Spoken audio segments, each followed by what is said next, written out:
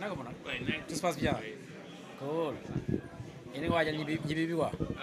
yaa nañu baale pot bi rek alors grand Cheikh ñoo ngi lay nuyu bu baax a baax di la ziar di la jox see wàcc waaye di la dalal suñu site d'information Sénégal. waaw ñu ngi lay fay mbokk mi Ibrahima di nuyu aussi seen téléspectateurs yi ak seen comment on va dire ñi nga xam ne ñoo leen di suivre donc am mbégte loolu waxtaan ak yéen wax ci Coupe d'Afrique bi. alors noo gisee final bi war a dox si diggante Sénégal ak Maroc bi nga xamante ne affiche boo xamante ne amateur yëpp moom lañ doon xaar te moom moo am. waaw final la fête la donc événement la boo xoolee sax li fi nekk d'abord rek ci ay journalistes da lay won dayoo bi nga xamante ni match bi am na ko donc di li nga xamante ni c'est des choses qui arrivent exceptionnellement Sénégal nag mën nañoo jàpp ni mu ngi ci yoon bu mu miin parce que en un temps record on est déjà à notre 4e finale depuis entre 2022 entre 2012 ak léegi mais boo xoolee sur les 4 dernières éditions quand même Sénégal dafa wane régularité bi nga xamante ne véritablement bëriwul bon après on rencontre le pays hôte avec un public acquis à sa cause wóor nañu ni ko loolu mënul yomb parce que la ne match bi dina yomb da ngay wax lu la neex clairement à l'entame de partie il y aura une pression terrible sur l'équipe du Sénégal mais dama jàpp ni que équipe bi quand même am na dayoo bi am na tolluwaay bi mat na mat bi nga xamante ni loolu ni ko gën a di waxee loolu fréqué wu leen donc dafa di mbir bi nga xam ne dañ ko gérer à l'entame de partie clairement ça va chauffer le public mettra la pression mais si on parvient à mon avis gérer le premier quart d'heure voilà le premier quart d'heure jàpp naa bi ñu ko gérer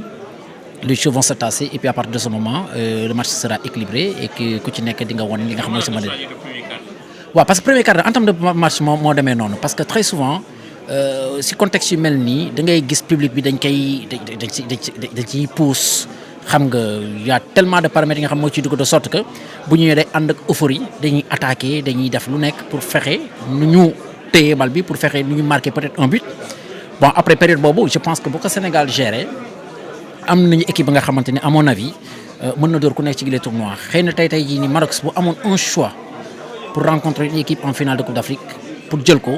du ñaanta ak Sénégal man personnellement Sénégal tey si j'avais le choix pour jël ki nga xamante ni peut-être moom la ñu war a mën a tasal je n'ai jamais choisir le Maroc parce que moo di pays hôte et jouer le pays hôte dafa xaw a metti donc et ça je l'avais prédit parce que jour boobu je me rappelle demi-finale ba ñu def tir au but je voyais des Sénégalais qui supportaient le Maroc et tout ma ne leen yoon bi day dana jafe tellement vrai que tey gis nañu supporters pour ñu accéder au stade sax dafa doon problème parce que les gens sont accaparés tous les tickets mais bon après comme on dit bu loolu yëpp weesoo c'est un match qui va se jouer entre 22 gaillards Sénégal xam nañ leen am nañu métier bi am nañu expérience bi am nañu maanaam dayo bi ba tey yi Sénégal war naa mën a door n'importe quelle équipe maintenant il va falloir gérer les émotions yi nag en termes de partie da ci am doole trop et je pense que véritablement waaw mais c'est-à-dire faire abstraction d'abord du public parce que clairement danañu def lu ne pour jéem a déstabiliser déjà que démb dégg nañ en conférence de presse dama match Walid Regragui li nga xam ne jot na ko wax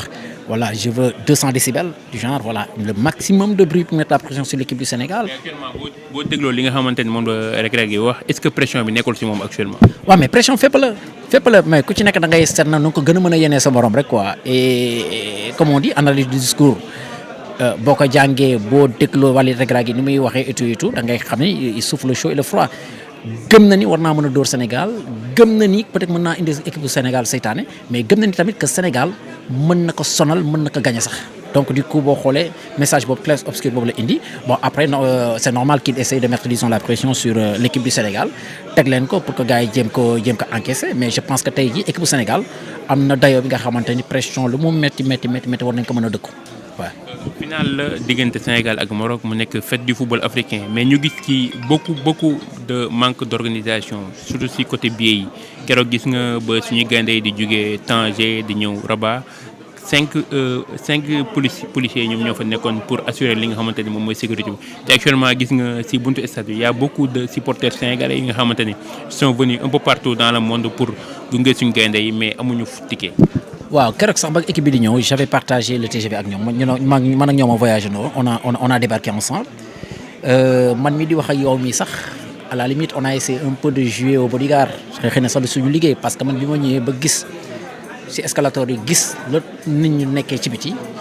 sans truc voilà quoi man mi sax sama jëm bopp sax ba escalator bi démarré xaw naa weex sax Lamine Camara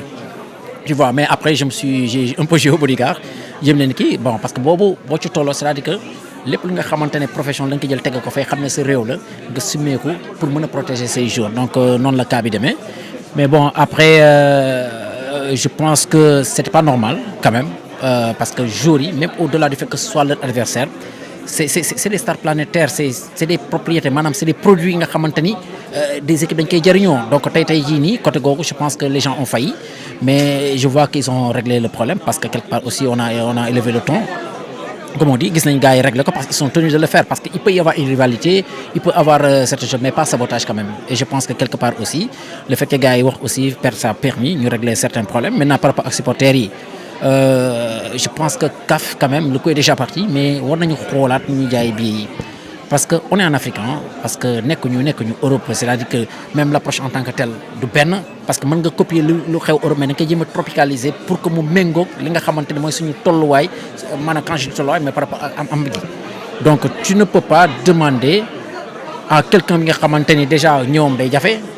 dëkkuwaayam day jafe lekkam day jafe xamul ndax équipe am dana finale ou du finale yi yow un mois avant tu commences à vendre les tickets alors que fii gars yi dañuy dem match après match bon je peux comprendre nit ñëw jënd pour le waaw bon fédération quand même ku leen wax ci côté googu tooñ na parce que du ñoo moo organisé quand même CAF moo organisé la CAN est une propriété de la CAF moom Coupe d'Afrique des Nations non ticket yi en fait ticket c'est des quotas parce que fédération c'est clairement indiqué que ni ñoom danañ am seen quota bi nga xam dañ leen ko jox pour les supporters sénégalais maanaam les supporters officiels maanaam 12e gaynde beeg yooyu tout ça affaire de mel noonu c'est pour ça maintenant il y a des gens qui viennent à leur propre compte ak seen i moyens bopp jóge fu ne ci àdduna ñëw pour supporter Sénégal ñooñu c'est-à-dire que ñooñu pour nga jëndal pour nga kii leen comment ça s'appelle pour que nga leen di jëndaloo billet final te ils ne sont pas sûrs d'arriver en finale day xaw a jafe ci ñoom donc ils vont gérer d'abord les matchs de poule après les matchs de poule il y aura forcément li nga xamante ne moom moo di comment je vais dire les matchs couperés à partir des huitièmes de finale des quarts de finale et puis à partir des quarts de finale les gens peuvent ouvrir parce que ku ñu ak si quart de finale am nga yaakaar ni war naa mën a dem jouer demi-finale et à partir de ce moment tu peux booker jël sa ticket pour la finale éventuellement pour sa équipe qualifiée ba pare dañu war a def aussi par rapport ak pays hôte bi aussi mu am quota c'est normal pays hôte moom mooy organiser moom moo fa gën a mën a bëri mais nga xool ne 50% des billets dama koy jox au pays hôte nga xamante ni voilà moo ko organiser équipe bam dem na finale yeneen 50% yi mën nañ ko jox une partie de l'équipe adverse et l'autre partie jox ko à des gens yi nga xamante ni c'est des neutres ñëw juste pour suivre le spectacle je pense que il va falloir aller dans ce sens réfléchir dans ce sens parce que c'est vraiment pas normal amul sax équité que ñu ñëw toll fii nii voilà nga déplacé wu jóge fu ne gars yi fu ne lañ jóge ci àdduna partout dans le monde voilà partout dans le monde ñëw ba tiim mbir mi te mënoo dugg stade. Est-ce que li du rey charme compétition? waaw c'est des problèmes yi nga xam ne il faut les régler quoi le charme de la compétition je ne pense pas bon peut-être que dina décourager loo ñu bëri yi nga xamante ni xëy na dañ daan amal le déplacement di ñëw man mi personnellement il y a énormément de gens qui m'ont appelé pensant que man war naa la mën a lijjanti ticket à travers les relations que nous avons un peu partout au sein de la CAF entre autres voilà non dañ lay mere parce que en fait ils comprennent pas man gis naa ñi nga xam ne ki nga xamante ni dafa bokk ak nit nday ak baay et le gars a pensé que moom di war na ko mën a régler et pourtant ce gars il a un problème maa ngi nii tey ay bagages am tamit di ko xaar jot na dugg mais après de là à trouver un ticket pour son frère c'était problématique mais après voilà nañ xam ni que situation bi nii la demee compliqué na c'est carabiné bon après derrière je pense que c'est un problème qui se pose et que la CAF devrait en principe désormais régler ce problème là définitivement pour permettre à tout un chacun boo ñëwee ci compétition mel nii war a mën a dugg stade sans aucun souci voilà. pression tey public bi est-ce que du nekk facteur bu déterminant ci biir match bi. pression. yu Maroc. waaw mais bien sûr c'est un couteau à double tranchant c'est-à-dire que soit dañuy ñëw pousse am lu ñu bëgg wala ñu pousse ñàkk am lu ñu bëgg et c'est l'effet contraire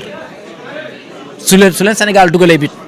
ils vont davantage mettre la pression sur leur équipe bu amee ay prestations commencé yàq di nga gis dañ leen bàyyi parce que le football ça marche comme ça en fait. mais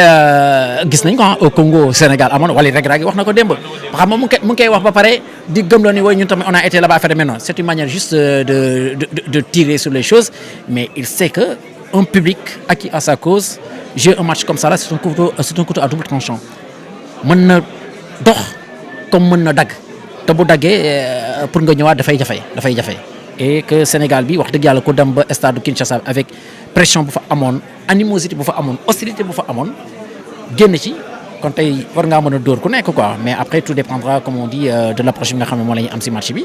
et puis on verra bien man jàpp naa ne équipe du Sénégal gi war naa mën a door ku ne si tournoi gi ku ne laa la wax Sénégal war na ko mën a door. état d'esprit wu joueurs yi démb à l'entraînement à 24 heures du match. ah mais clairement joueurs yi ils sont totalement concernés ñoo la ko gën a bëgg sa waay ñoo la ko gën a bëgg ñu ko gën a bëgg supporter parce que ku jouer ba yegg si finale d'une compétition comme ça planétaire nag da nga koy bëgg a gagner donc pour man y a même pas de discours à faire joueurs yi ils sont motivés ils sont concentrés loolu wax nañ ko maintenant tout dépendra maintenant léegi lépp question approche la rek ak ni ñuy jëlee match bi mais expérience bi am nañ ko bëgg-bëgg bi am nañ ko Maroc gënu ñoo bëgg coupe bi donte ñoom ñu ko organisé gënu ñu bëgg coupe du Sénégal tey Sénégal am na lu war a mën a dóor Maroc am na lu war a mën a dóor Sénégal maintenant nag comme on dit seule la vérité du terrain va compter et je pense que on verra bien ce que cela va donner mais j'espère que Sénégal quand même war a génn ci match bi et puis ñu nekkee ñaana parce que aussi on en a besoin aussi waaw. On va jouer le match sans notre capitaine emblématique muy Kalidou Koulibaly mi nga xam ne dafa am cumul de carton keroog ki ko remplacé di Mamadou Sarr mu def prestation bu moyenne naka nga gisee ki nga xamante ni moom mooy Mamadou Sarr prestation bi nga xamante ni moom la def keroog. waaw man sama inquiétude c'était beaucoup plus Kalidou Koulibaly ñu suspendre ko ci match bi parce que dama jàpp ni poste bu mu féetee dafa stratégique ba pare c'est le leader de l'équipe c'est le capitaine de l'équipe. Mais grande a été ma surprise de voir le garçon moom parce que Kalidou boo xoolee avant muy blessé di génn jox nañ ko carton donc c'est qu'il était out pour la finale. Maintenant par rapport à contexte match bi est-ce que bu gaañu woon Pape Thiaw dana jël risque génnee ko pour mettre le garçon pour le mettre dans le bain mais comme on dit en toute chose malheur est bon joué nañ ko bokkatu ci match bi il n'a pas pu terminer le match parce qu'il est blessé et cela a permis au garçon d'être mis dans le bain tout de suite parce que boo ko jëloon indi ko finale bi directement pour mu remplacer Kalidou Koulibaly peut-être que il pourrait ne pas être plus performant que niñ ko foogee woon mais gis nañu ni que ba mu ñëwee jouer comment ça s'appelle ba mu accéder disons maanaam remplacer Kalidou Koulibaly tout de suite il a été dans le bain donc ce qui veut dire il est dans sa compétition tey la confiance sera là et il va essayer d'enchaîner pour voir exactement ce qu'il pourrait faire mais am naa yaakaar ni du moment qu'il a réussi son match de demi-finale donc il sera dans la continuité de cela inchallah waaw. ban profil nga jàpp ni mën na remplacer Abdou Diarra au niveau de l'entrejeu. mais Lamine Camara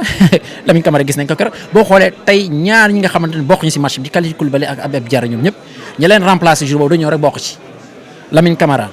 le but est venu de lui à la limite moo dóor ñu contré mu dem ci Sadio Mané dóor donc ce qui veut dire que lui aussi il est dedans donc ñoom ñaar ñi boo xoolee ils sont déjà dans la compétition donc boo xoolee tey jii jàpp naa ni que Lamine Camara day ñëwaat. jàpp naa ne aussi que en fait le garçon clairement dafay ñëwaat le gosse Sarr donc ñoom ñaar ñëpp ils sont en confiance ils ont fait une bonne entrée lors des demi-finales donc j'espère qu'ils seront dans la continuité de ce qu'ils ont eu à faire pendant la rencontre contre l'Égypte. Au niveau de l'attaque nan la Pape Thiaw war a aligner li nga xamante ne mooy attaque bi pour contrecarrer li nga xamante ne mooy la défense marocaine. pour man ce premier choix Jackson la jusqu'à preuve du contraire Jackson la donc. Pourquoi le choix de Jackson? mais Jackson à mon avis c'est l'un des plus influents dans cette ligne d'attaque du Sénégal. Il a un nom ronflant il réussit de bonnes choses ensuite boo ko tegee ci attaque mais amul benn défenseur bi jéem a wekkee ko ne da koy bàyyi foofu ensuite gis nañu que Jackson il pèse sur la défense adverse même bu dugalul xam nga tax bàyyi ngeen si xel au-delà des 2 buts qu'il a marqué sur 2 ou 3 buts du Sénégal yi nga xam ne ñeneen na ko dugal Jackson da cee bokk parce que c'est lui qui fait l'appel en profondeur gars yi jox ko défense bi couvrir ko mu contourner génnewaat en retrait gars yi wariwaat daf attaque placée dóor dugal il en a fait je pense 2 ou 3 donc Jackson am na ci équipe bi donc 3 donc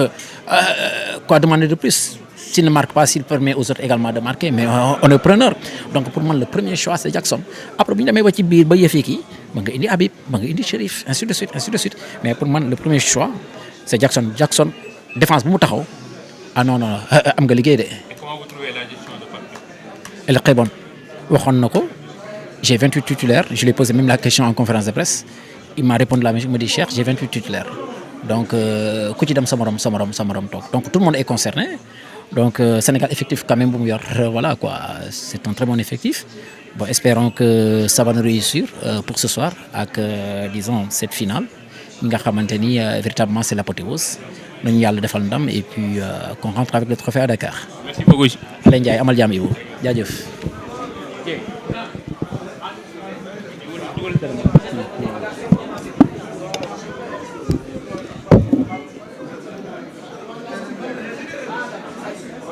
forum la ñun dañu toll ci période boobu boo xam ne Sénégal dafa nekk ci ay moment forum gis nga depuis 2015 l'équipe nationale dafa nekk ci ay moment forum dafa nekk ci ay bidéom moo tax ci bidéo yooyu ñu nekk dañu war a jël le maximum de trophées parce que da ngay jékki-jékki beneen pays Afrique mooy nekkaat ci ay moment forum on a une génération boo xamante am na ñoo xam ne ñu ngi waaj a nekk ci fin de cycle yu si mel ni ñoom Sadio Mané yu si mel ni ñoom Kalidou Koulibaly yu si mel ni ñoom